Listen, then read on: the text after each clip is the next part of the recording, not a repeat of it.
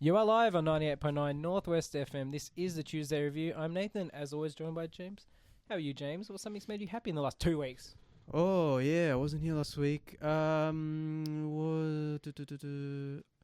guess over the last couple of weeks, it was my mum's birthday and then my sister's birthday. So we had, some dinner and some cake and... Happy birthday, James's mum and sister. Yeah, so... was it sister? Yeah. Do you say her mum? Yes. Yeah. Very good. Also joined by Callum. How you going, Callum? What's something's made you happy in the last week? Having my Xbox again. Yeah, Mazel Tov. His Xbox works. Have you talked about how it broke? You should probably give that context. Electrical issues in the house. No, you don't have to go into it. It's just you said, I've got my Xbox again, everyone knows. It got fried. He got it repaired. Yeah, that's I just wanted context for listeners who are just what?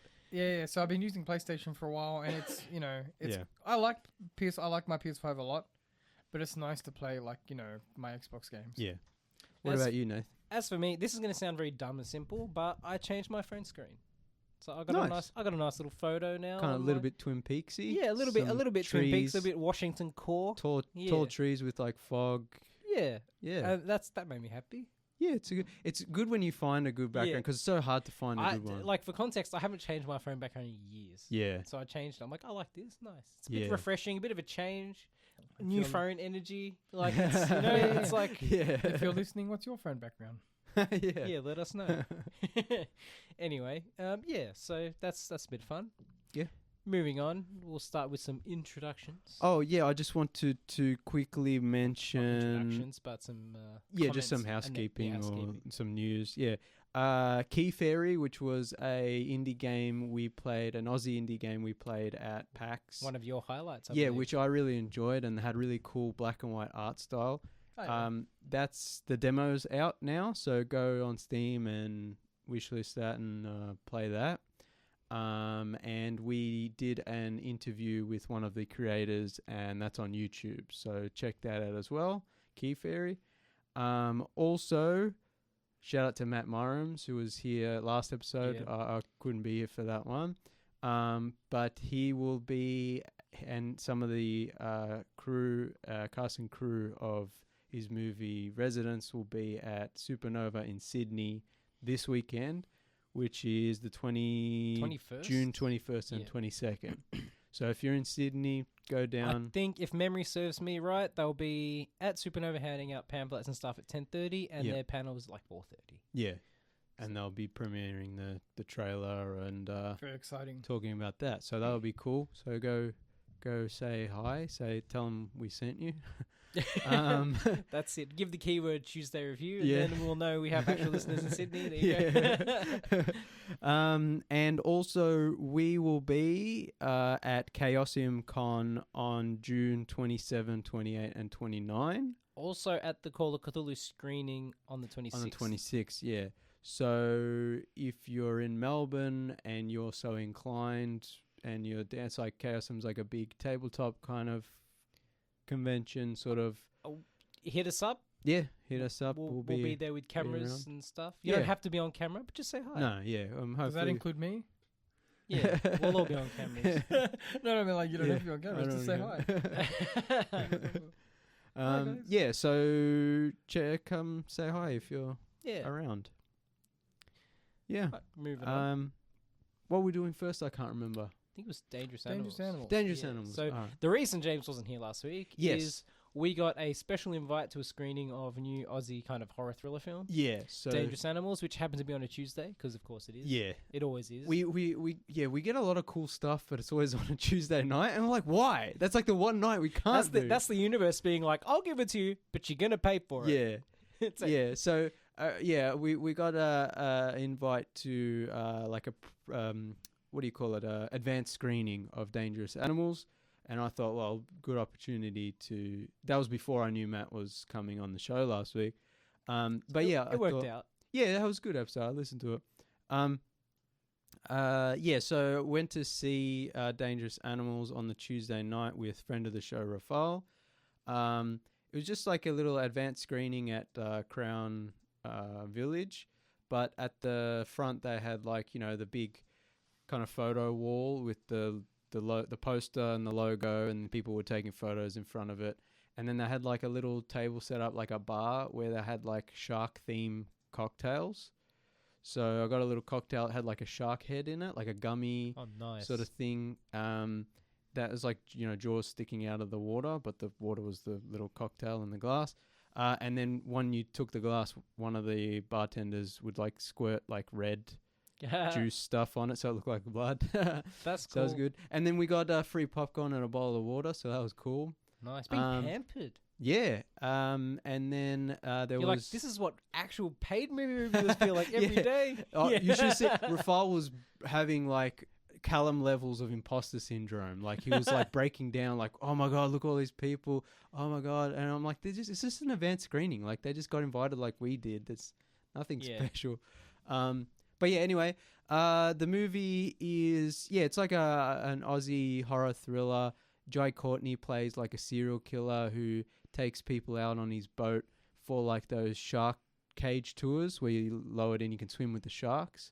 But already you've made the bad decisions. Yeah. Like, why would you do that? Yes, exactly. And so he's also like a ritualistic serial killer who like feeds people to the sharks. It's like some sort of ritual that he does where he gets like tourists and backpackers and people who won't be missed. Yeah, exactly. And he lowers them in and he films it and he's like gets off on it. The premise is fun. Jai Courtney's really good. He's really like a fun sort of crazy over the top killer. Some of the shark stuff is cool. But I think overall it was just kind of okay. I think one of the biggest problems is, I forget her name, the lead actress. I can't open my thing now. Well, we don't have it on hand. Am I led to believe that the dangerous animals being referenced is man? Yeah.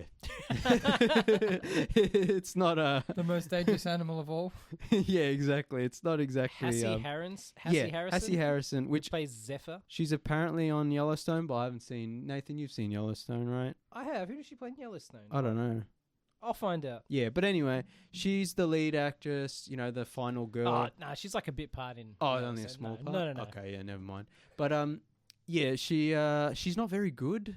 Unfortunately, and so because the whole movie kind of revolves around her being the main sort of final girl, survivor. Yeah, and and then there's this whole like love story with her and this guy. Like she's like an American tourist who's here surfing, and just kind of lives in her van and just goes around surfing. She falls in love with this young guy, like Aussie guy, and like there's.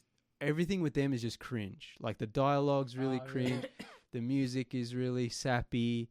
And not even a fun, cheesy way. Just like, what are they doing? Are they doing this on purpose? Like, what the hell? And also, every time there's a scary scene, the score is like, and I'm just like, dude, come on. We know it's a shark. It's scary. Yeah. Rein it in.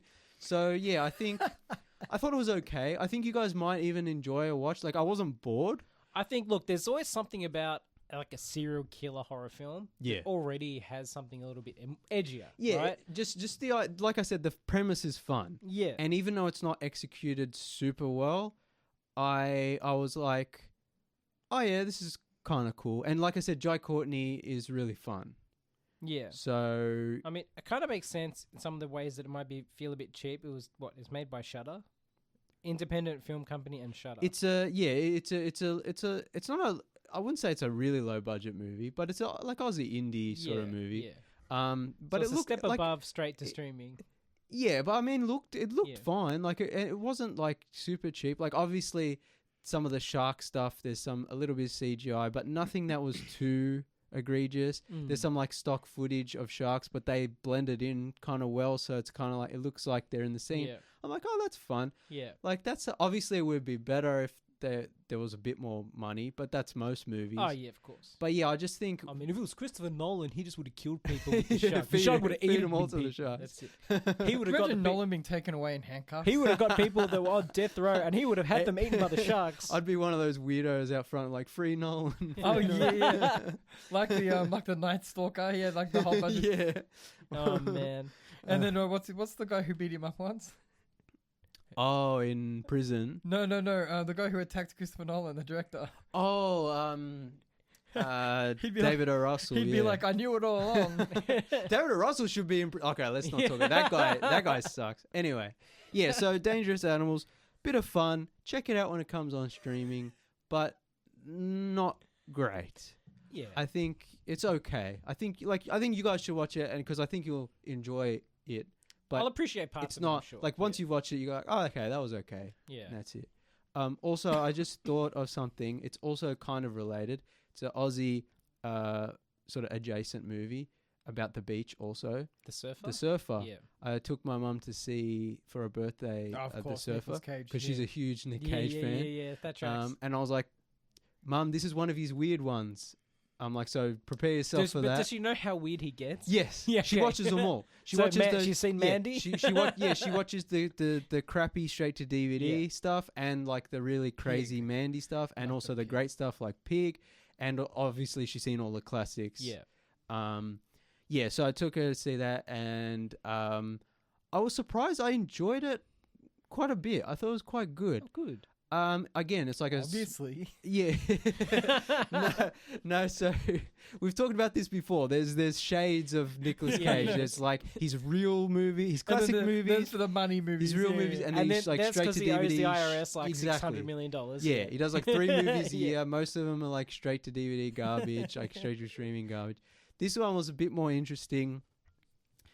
He's like a guy who grew up in Australia, but then when he was like in his teens, he moved to America, and now he's come back with his son, and all he wants to do is surf on the beach that he used to when he was a kid, and the locals won't let him because it's like a locals only beach, and there's those very territorial, surfer bay boys who are like, oh, this is you can't come down here.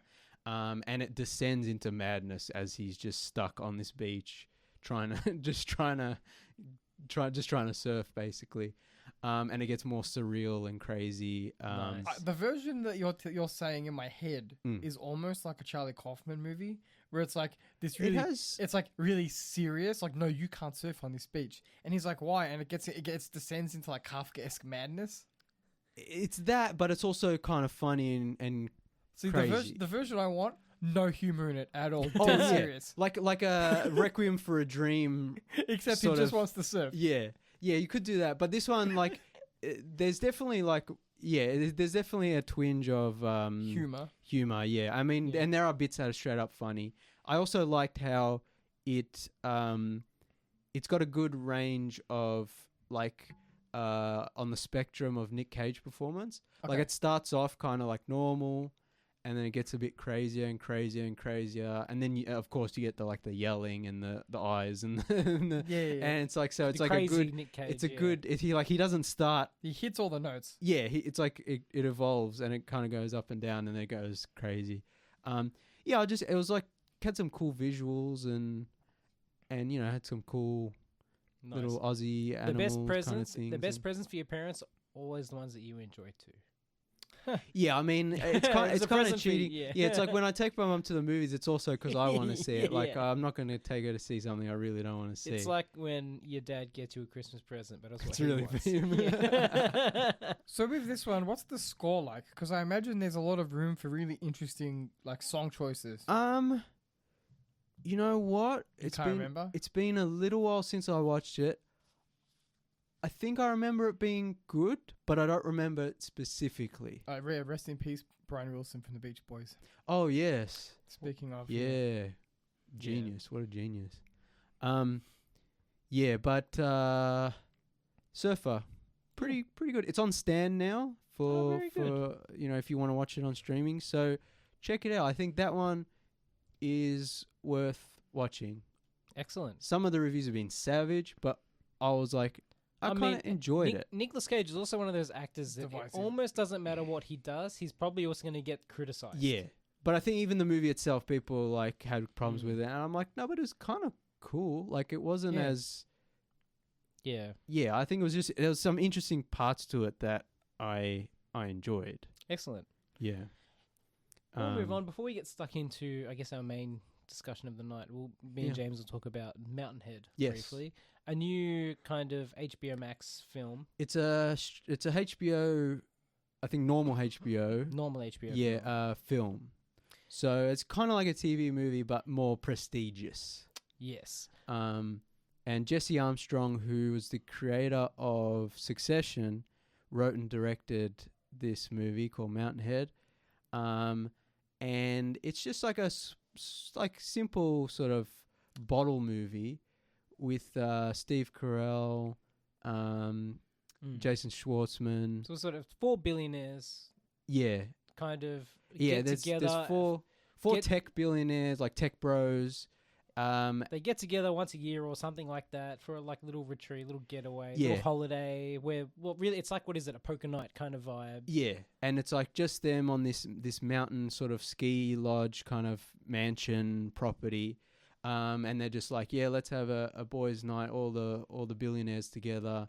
And then obviously you get it's just a dialogue-driven film set in a house basically, and you just get the relationship dynamics, but then you get hints as to what's going on around the world with this new AI tech that one of the characters has developed. So there's like this Elon Musk kind of thing where it's like, oh, you're destroying the world. The Elon Musk stand-in, is it Ven? Yeah, I think so. What's that? Played by name? Corey Michael Smith. Yeah. He plays Venus, Van Parrish, and he's kind of like the Elon Musk stand-in. Yeah. He's like, I won't call him they're all villains. Yeah. I wouldn't call him the villain, but he's like, I guess, the most outwardly more evil. of a prick than they're all pricks. They're all evil. There are no good characters in this. There's no good guys in this film. Yeah.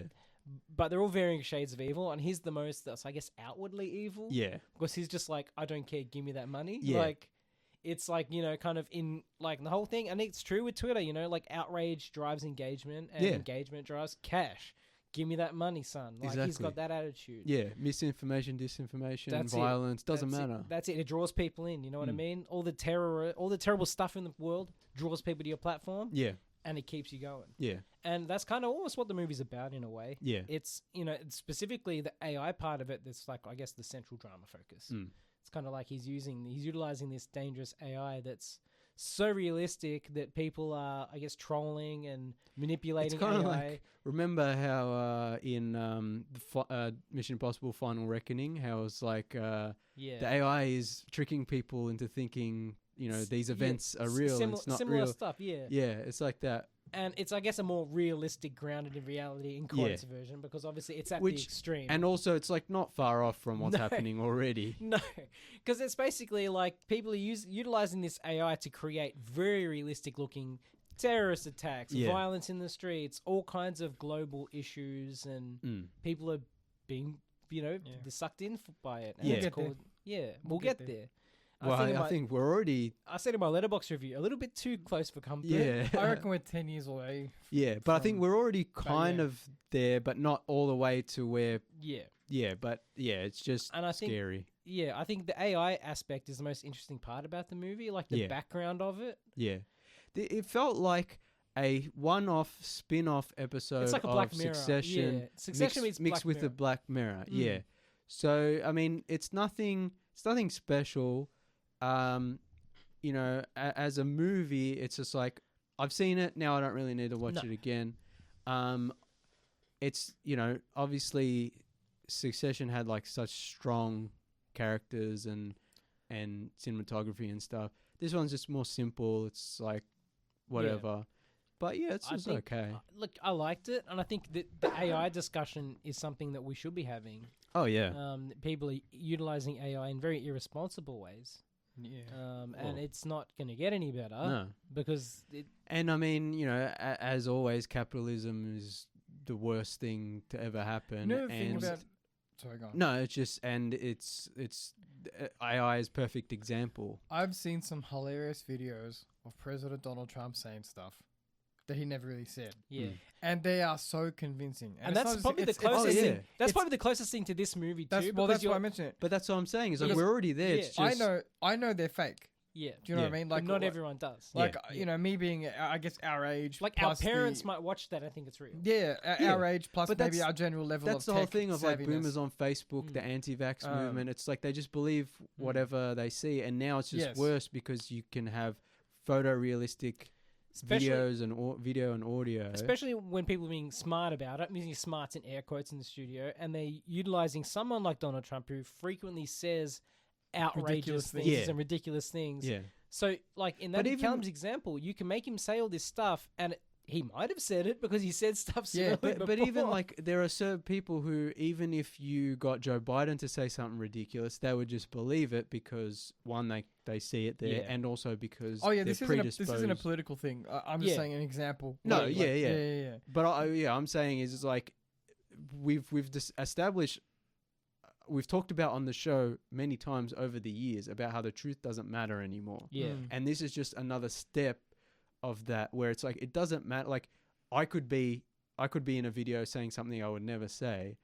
Some people would believe it. Yeah. And Callum is the one creating that video. Yeah. Oh, he is an AI and he's out to get us all, me especially. It's an interesting thing because, like, already, like, whenever I see a video, I'm like, it doesn't, like, you know, it might be real, it might not be real. But it doesn't, like, I don't really, like, online now, on Twitter, specifically Twitter. Don't believe everything you see. No, you need to get off Twitter, that's what. No, over my dead body. You're part of the problem. I'm not generating fake content. But my point is that you have to be careful with everything you see and read because we are in the digital age of AI. And it's like, eventually the point... It'll get to a point where you just have to, like, not believe anything you see unless you see it outside, away from the internet with your own two eyes, which I think is a terrible state of affairs. Yeah, I mean, we've talked about critical thinking and, you know, especially, you know, when it comes to media and media literacy. But, yeah, especially with, you know, politics and you know, that kind of sort of world-changing news, like the world that Mountainhead is presents is like a post-truth world, but post-truth in like the saddest, most awful sense possible, where it's like, because you don't know what's real and what's not, you just have to disengage with everything. That's the thing, and that's kind of happening now, where it's like there's so much slop on the internet and in media in general that it's like it's easy not to engage, and if you do engage with what, like garbage, So, and if you're not engaging, then it's like you're not getting anything. Yeah, exactly. I mean, it's just look. If you have HBO Max, go watch it. It's worth the watch. Yeah, I find it's interesting. It's prescient at the moment, I would argue. Yeah. Moving along, Materialists. Yeah. Yeah, so Callum and James were lucky enough to go see the new film, The Materialists. Yeah, we were the only, as far as I'm aware, the only uncoupled straight men in the audience, which was fine. Me and James are all about that representation. Hey, man, cinema knows no gender or orientation or sexuality. I will say I haven't seen the movie, but I love the poster. It's got that kind of classic, the classic the cinema, 3 stars just sitting on the. But also even the font, the typeface, just like the classic kind of cinema poster. Yeah. Celine Song, it's from her. So Celine Song's second movie, her first movie was Past Lives, which was amazing. I really, really liked that movie, and that made waves when it came out a couple of years ago. And this is her second movie, which stars Dakota Johnson as a trendy, classy, like New York matchmaker. Like she finds like rich like guys who to it's like a dating agency. Yeah, but it's all very like it's materialist. Like it's very like, oh, this lady wants to date a rich doctor, so it's like but he has to be this tall and he has to be, and it's like the funny thing is like that's an industry that used to kind of exist. Yeah. But it just stopped existing. So it's funny that this film has like a big, like in a New York firm matchmaking thing. I'm like, I guess they might exist, but I'm, as a poor person. They probably do. I assume, I mean, one, it's like just the suspend your disbelief for the movie that this industry, I guess, still thrives. But I don't know if they talk about, I think they mention it in the movie, but it's like, because the apps are so... well, look, it wouldn't surprise me if the ultra wealthy had their own system services. That's what I'm saying. Is like the apps are too they've been around for so long and they're too flooded and but also now it's like this is like if you're rich enough you're but it's also one of those things where if you're too rich you don't want to be on the apps because you don't want to be associating with the poor.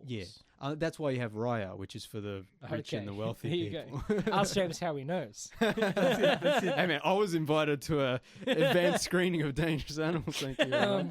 Anyway, I was driving home from dropping James off after we saw the film, and I was like, where have I seen that idea before? Like the matchmaking service on film. I was like, How I Met Your Mother did a thing on it in the TV show. Yeah. Anyway, there's heaps of movies about matchmakers. I mean, it's the perfect rom-com setup. Yeah, so Dakota Johnson plays the matchmaker, but she's like perpetually single. And by choice. Yeah, exactly. Not necessarily because it's basically because she wants to be. Because she's got matchmaking and relationships down to math science. And so she's like, well, it's all just a numbers game, so I don't really want to play. That's until she meets Pedro Pascal's character, who's like super rich, super rich, suave, handsome, charming. Yeah, funny. He's Pedro. I mean, come on. But then she also bumps into her ex-boyfriend, Chris Evans' character, and she kind of rekindles a thing with him, even though they broke up because he's just a poor, out-of-work actor or struggling to get work actor. So it's a movie about the real meaning of love all along. What's really important. Exactly. So it's a Christmas movie almost. It's like, what's most important? They could, they could easily chug a Christmas tree in there and you're done. So that setup is like pretty classic rom-com, but because of Celine Song and like, I was like, it's not going to be just that. No. And the trailer isn't like a laugh out loud, like rom-com. Yeah, it's funny. Because James is like, no, this is a romantic drama. And I'm like, we're like watching the film because I was like, oh yeah, fair enough, romantic drama.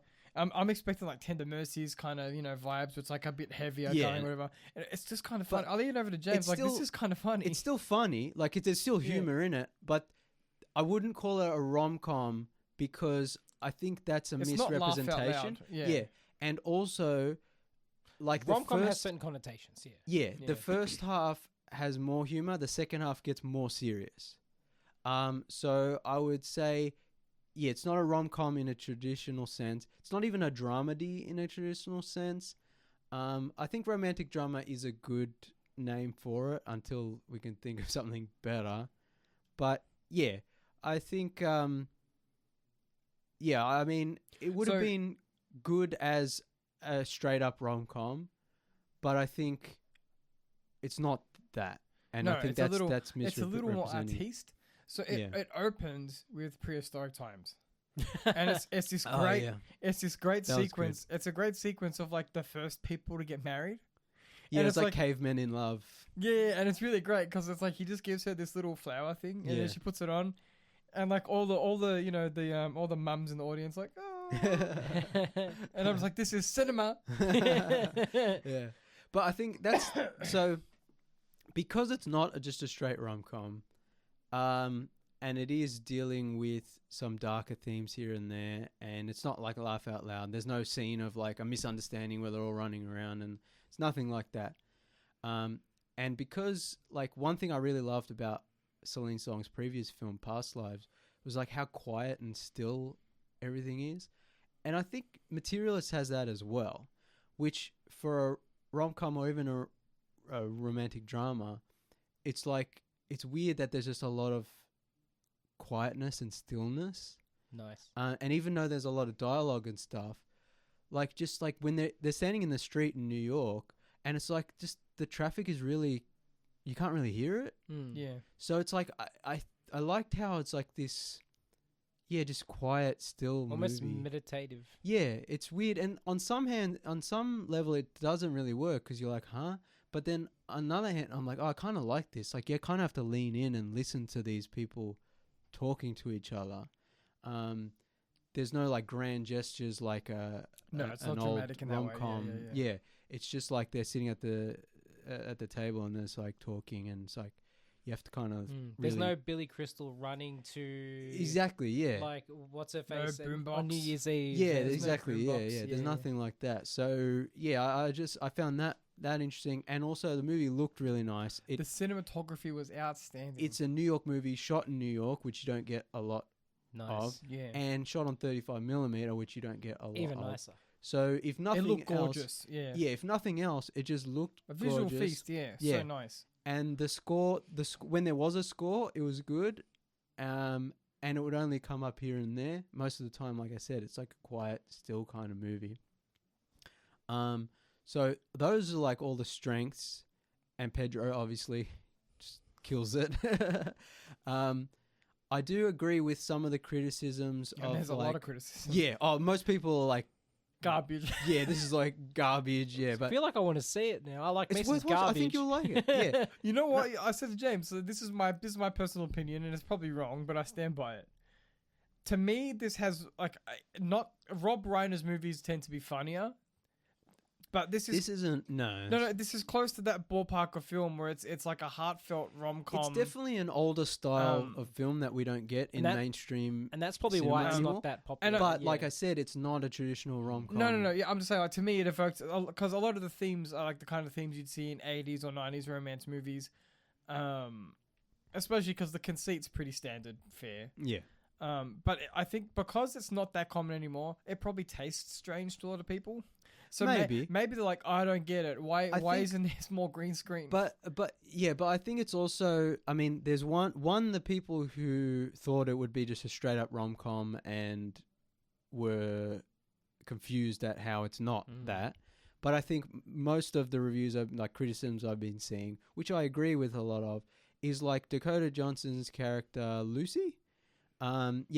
Lucy and Pedro's character Harry, like they have chemistry and like there's some sort of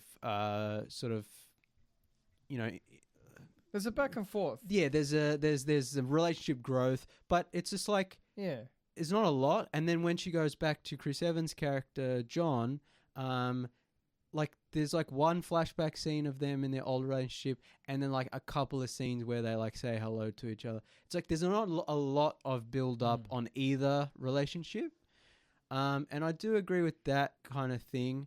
There's also moments of like, because Lucy is like, oh, it's just math, it's just numbers, like I don't really, and she's just like, I just care about, it's a materialist kind of thing, and there are the people she matchmakes are just care about money and looks, and so there's that aspect. But I don't think it doesn't really come to, it's not really mixed in well enough. It doesn't really come to a satisfying conclusion where it's just like, oh, this is what the movie's about. It's about materialism and like it doesn't all mix together so well. It's not explored as well as it could have been.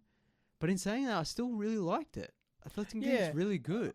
So I had no. So I read that some movie critics said there was no acting in the film. It was just people reading lines. I don't agree with that. Is it Daniel Day-Lewis acting in a Paul Thomas Anderson film? No, it's also not. But like I said, it's like a quiet, still film. So like when people are talking, it's like also what are people used to when they go to the movies these days? Yelling and kind of Marvel-esque, overacting in quotes. Maybe, yeah. But I thought the acting was fine. I had no issue with it.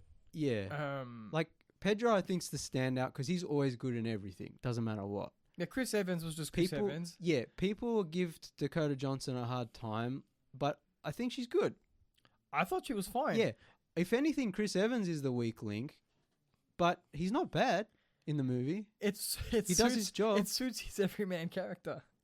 That's another problem I had, is because Pedro is so freaking good looking, and then her other boyfriend is so freaking good. Like Chris Evans is so freaking good, and the whole thing is like, oh, but Pedro's rich, and Chris Evans is poor, and so which one do I go for? And it's just like, all right, come on, like we were joking. So the I guess one of the messages that the film presents is, people are more than just the math involved in, the matchmaking decisions, and life isn't as simple as pick the big numbers. You know what I mean? But we were joking that it's like, okay, so your choices are a ridiculously good-looking rich man or a ridiculously good-looking poor man. Because the everyman has... If you're Dakota Johnson, the everyman has no chance. That's the thing. And after the movie finished, I was like, maybe it would have been better if like Chris Evans was played by a more sort of average looking person. Do you know who I thought? But also... No, not even. So that's still a hunk of man. Yeah. That's right. But at the end of the day, I'm like, yeah, you still need to be a similar attractive level to your partner no matter what. So it's like they don't really address that in the movie either. I mean, they mention it because of the matchmaking and stuff. But I'm like, yeah, the movie's not really exploring that. How at the end of the day, still got to have two hotties together. That's right. I think it would have been a stronger movie if she was in love with like Wallace Shawn. That's a different movie. Or Steve Buscemi. Yeah, like that's a different movie obviously where of a younger version. Yeah. But I'm like, but if your choice is between handsome guy who you feel very little for, hypothetically, because she does feel for Harry, but like handsome guy who ticks all the boxes and is rich, and handsome guy who ticks all the boxes but is poor. But it's like, yeah, you need to make it so you feel more for the ugly person. Do you know what I mean? Yeah. But it's like, so there's an actual... But it's kind of like... decision. This is one of the criticisms of the movie, and I agree, again, even though I really like it, I can understand why people, like, and even I kind of don't really like this. But yeah, it's like the movie is about this choice between the two, and it's like, it's not really, and again, like, it doesn't explore it well enough. It's also about Lucy's, not burnout, but her becoming tired with the notion of love as it's presented by her firm. So it's like this thing where her day job is to say, okay, I found you a 6-foot man who earns $500 a year, who does this and that. And then the woman in the equation will be like, okay, fine, let's set up one date and we'll see how we go. And it's a whole business transaction. Yeah, all she does is run the numbers, and she's kind of sick of that. So she unwittingly finds herself in a similar process when Harry comes along. Yeah. So she meets light spoilers for Materialists. The chief conceit is she meets Harry at a wedding of a couple that she helped set up through her firm. Yeah. And then she finds that there's some chemistry between them, and so she goes and see how it works out. But then at that same wedding, the caterer, one of the catering crew, is her ex, John, Chris Evans' character, yeah. And then that rekindles an old flame because she'd not forgotten about him, but they hadn't seen each other in some time. So they have a back and forth, and they start seeing each other more and more. And then suddenly she's in the middle of two ridiculously good-looking hunk of men. Yeah. And she has to figure out, what does she want? Yeah. And so, like, you know, because Pedro ticks all the, you know, she's run all the numbers. That's right. Yeah. And he's the perfect, but really John is like her soulmate, quote unquote. And again, I think there is a problem where it's like it's not really explored well enough, and at the end of the movie, it's not particularly satisfying in any one. It's not earned. I'm not saying who she chooses, but either way, I was kind of like, I would have liked it, maybe a different ending. And yeah, but still, I was just kind of like, it's. I mean. It's no Nora Ephron movie, but you know when we were watching You've Got Mail, and I was like, this shouldn't work. Like they're like Tom Hanks is doing bad things, and he's tricking her, and her business is she's going out of business. But at the end, when they meet, and you're just like, yes, yeah. It's kind of this is nowhere near that level. This is not as good as that. But after all my criticisms, I was still like. We left being like, that was really good. Yeah. I was like, this is a good movie. And I think it helps that all the characters are likable. It's like you're watching the film, and again, you know, I'm not going to spoil it, but it's like no matter who she ends up with, I'd be like, I can see that. Yeah, but it's I can kind of understand that. He's not like the rich guy isn't like the douchebag and shit, but he's rich, and so it's like, no, they're both really nice guys. Harry is actually quite a nuanced character, and I found that interesting. Yeah. The way he's presented is not typical of like the rich snob in the romance movie. And Chris Evans' characterization, John's, is kind of standard. But it's not like bad. I think that he has interesting moments there are parts of his backstory that are interesting, like the arguments they have about being broke. Yeah, but that was kind of my problem. It's like that's one scene, and then you never see it again. And also, the like, scenes it's in his not enough. apartment are really great. Yeah, for a movie called Materialists, it's not enough to just be like, here's a rich guy, here's a poor guy. The end. It's just like, no. This has like so much more. There's so much more nuance all over the place. I will say there was one great sequence that I really liked. Where it was like a cut montage of like the women being like, I need this. Yeah, and the blokes. There was that one guy who was just like, she needs to be fit. Yeah. And then the woman's like, anything else? Yeah, and like, no. I mean, that tracks. Yeah. No, but I just love that comparison. How it's like you got the women and like he needs to be 6 feet tall. He needs this, like really specific outlines of what they require. Yeah. And then there's that guy. The guy's just like, she just needs to be hot, man. Yeah. I just want some big titty. Like, I mean, no, basically sexist kind of. There is moments like that. It's just like, and there's that woman who's like he needs to be a conservative.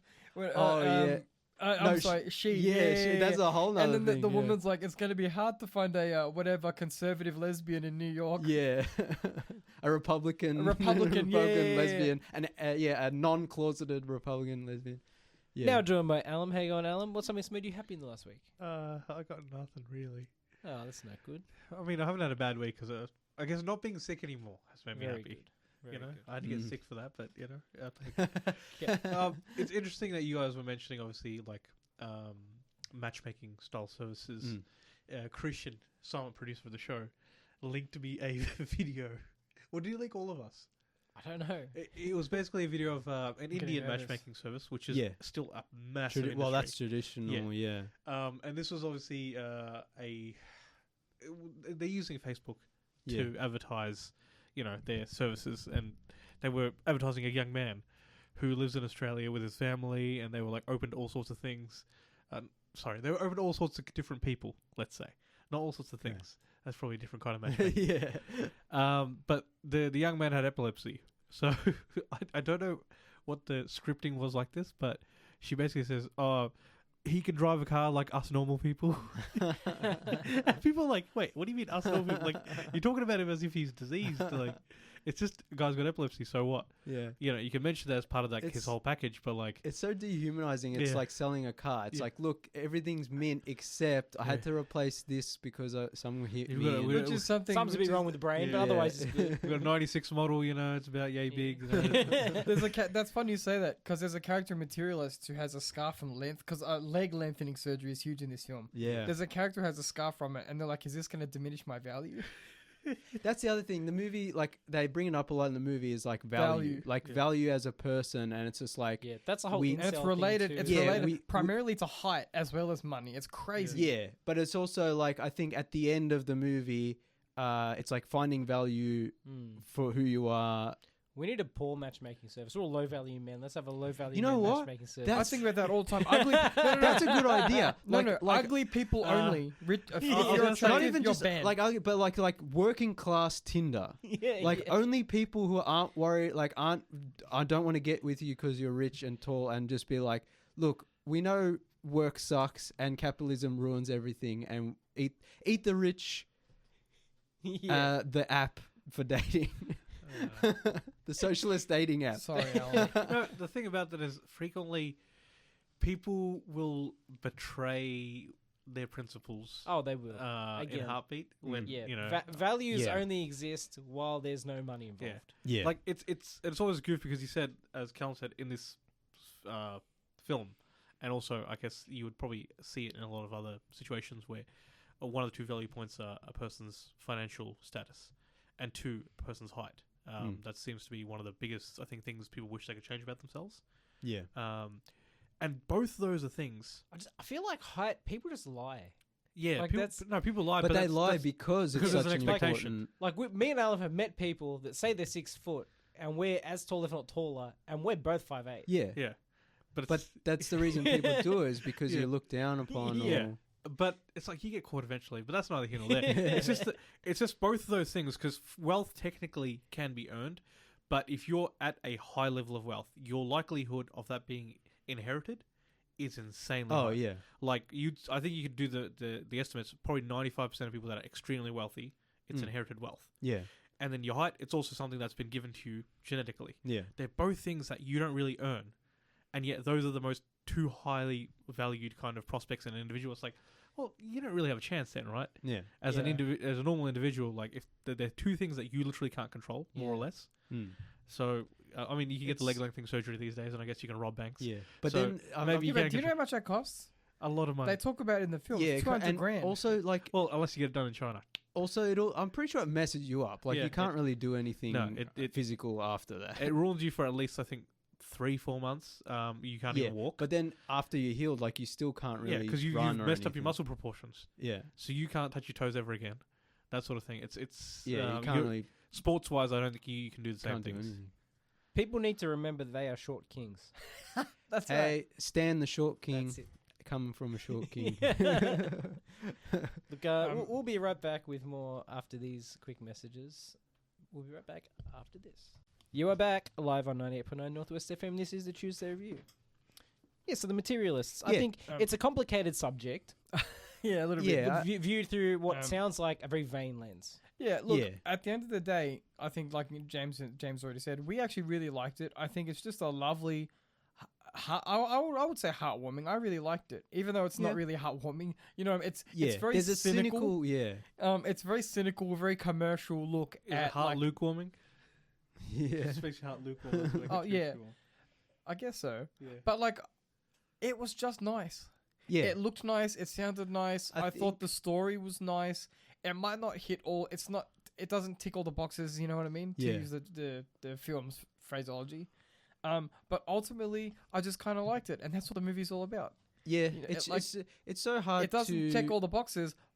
I remember, but it still hit for me. Nathan, do you remember when we saw Enora, and I was like, I have big problems with how her character was written and treated, but I love that movie. I was like, one of my favorite movies of last year. Yeah, and it's hard to explain why. Yeah, and this movie I didn't like as much. But it's kind of the same thing where it's like the spirit of the film. I understand the criticisms. I have problems with it, but I still think it's good. If I remember, we had the same problems with the general writing of the character herself. I think. Yeah.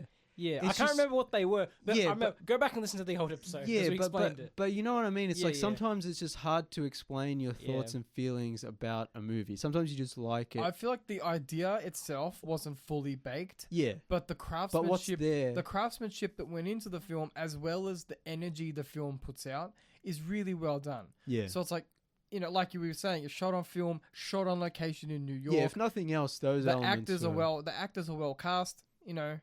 So it's like it works for me, even if it's not one of the all-time top 10 classic romance movies ever made. Yeah. I still for a second film as well. Hits massively. I think that's another thing is because Past Lives was so freaking good, and I love that movie, and also had such a big sort of hullabaloo around it that I think people are just let down that this isn't as good. And that's also unfair on Celine, right? Exactly. And for people who maybe weren't as hot on Past Lives are now just more confirmed that they're like, oh, you know, this isn't... It's that follow-up movie kind of like jitters. Yeah. You know, people like sophomore slump, I think they sometimes... Yeah. But it's... People were calling it that because they're like, this movie sucked. But I'm like, no, it's still good. Yeah. And you can still see how good she is at writing and directing. Yeah. But it's not as strong as Past Lives, but I still like... Anything she does after this, I'm down. I'm going to go see it. Like the lighting was really strong in this film. Yeah. Like the interior locations were nice. The set design was just nice. It was just everything about it's just nice. Yeah. You know? And just as a plus, we figured out the perfect cast if this movie was made in the 90s. Yeah. Harry would be played by George Clooney, of course. Yeah. It would be or Richard Gere, you said. Or Richard Gere, correct. Oh, yeah, Richard Gere. The lead would be played by Julia Roberts, and John would be played by, of course, Keanu Reeves. Young Keanu Reeves. as in Chris Evans' role as John, would have been even more perfect than Chris Evans. Yeah. Because he's kind of got that dorky kind of thing, but he's like super handsome. He'd also nail the aspiring actor role. Yeah. Yeah. Nice. Anyway, yeah. Look, we'll move on because we've still got some stuff to get through before the end of the show. Yes. So what else you had to get through? Dallum, do you have anything sort of new or relevant? New. Okay. I saw Ballerina with a friend of the show, Maddie J. It's the spin-off to the John Wick movies. I'm a huge John Wick fan, obviously. And this movie, I didn't think it was going to be great or anything, so I had sort of low expectations. Spin-offs usually get it, they have a bad reputation for a reason, and right? also it was shot 3 years. Yeah, it also was in a bit of hell for a little bit. Yeah, and like that apparently because Len Wiseman, who's the director, he hasn't made a movie in 10 years. And most of his movies were just those underworld movies. Okay, so red flag upon red flag. Yeah, so it's like, why did they hire him? Was it? Hey, some of the underworld movies were good. Yeah, but it's like Christian got a great night's sleep. Last movie we saw, that was probably was that Christian? Was that someone else in the audience? No, it was at Underworld. There was the one where she turns that weird white haired or not white haired blonde haired thingy, and they do the weird spinnies and Soul CG. I mean, that's all the movies. Like the most recent Underworld movie, we went to the cinemas and someone was snoring, like it was bad. Anyway, go on. Yeah, but anyway, it's like it's a weird choice to like get him as a director.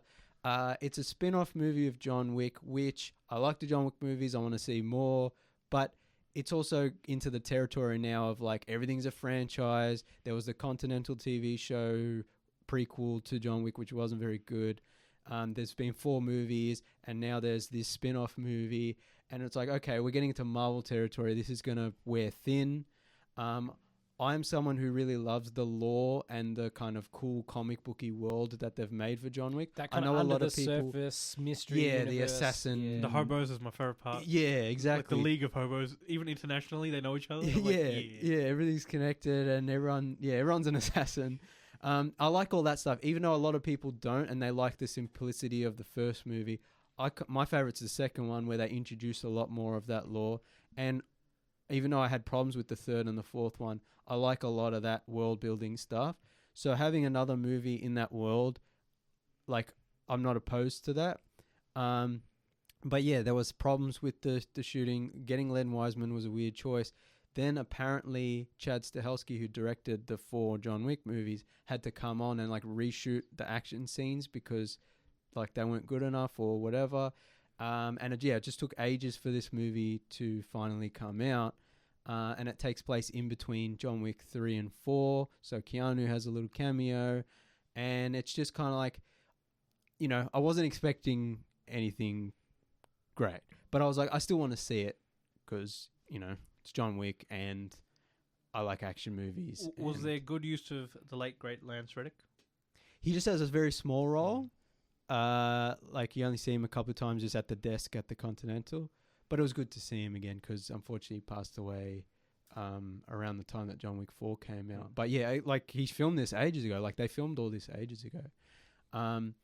But yeah, so the movie itself, the first half, I want to say, maybe the first third or the first half, very clunky. The dialogue, clunky. The action scenes, like the choreography's okay, but just the way they're shot and edited, just kind of low energy, clunky, just kind of weird.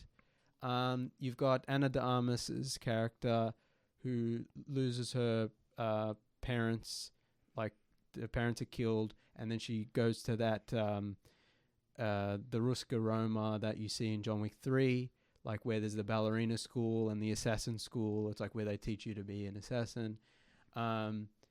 And she goes in there and she trains to become an assassin, and then she goes to get revenge for her father's death. So it's pretty standard revenge movie stuff. The start, like I said, is very kind of clunky and whatever. The second half, the action gets better. There's more sort of creative, kind of fun stuff. She kills people with ice skates. There's this bit where they're just like smashing plates on each other. Like it's kind of like that tinge of humor that some of the John Wick movies have. Some good fight scenes. But I don't think nothing as good as the John Wick movies. But at the end, there's a flamethrower fight where she has a flamethrower and the bad guy has a flamethrower and they're like shooting at each other, which I haven't really seen in a movie.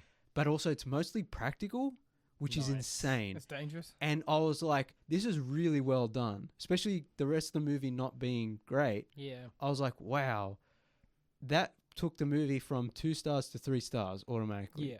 So it's a 2-star movie. It's not very good. With some 4-star moments. The dialogue's not very good. The story's kind of whatever.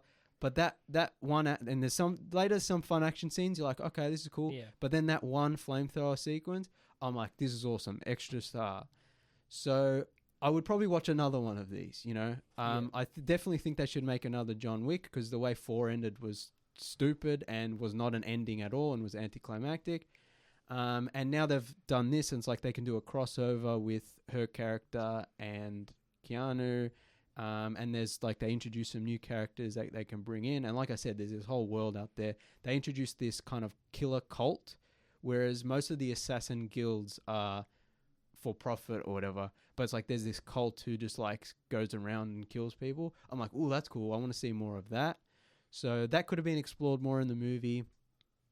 Yeah, Ana de Armas doesn't really get to have any great like emotional acting scenes. Like, it's all just kind of surface levels, like say the dialogue scenes, move the plot forward.